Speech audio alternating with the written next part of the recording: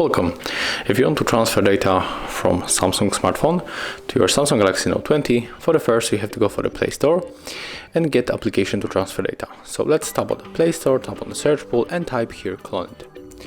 We have to get this application, do the same on the second Samsung smartphone. We can open it on our Note 20 and just wait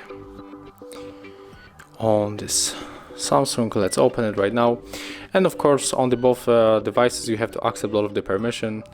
It is what this application needs to work properly. Click sender on your Samsung, click set, turn on location, go back, click here to open background apps and select our application. Clone it, click sender one more time, and on your Note 20 tap receiver. And here we have to also turn on location, so do the same. Every step, open background apps, go out to our app, click receiver, click search again, one more time.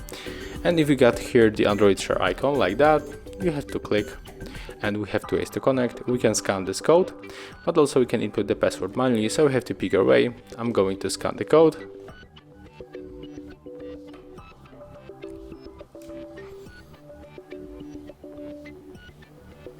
Accept the request, and right now if you want to send all of the data you have to select all of these icons, and here you got the size of the selected files and estimated time.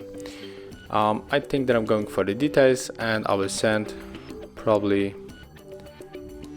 some photos. Okay, there's no photos on the smartphone, so I can try to get maybe the wallpaper from this one. So let's select, click start, okay.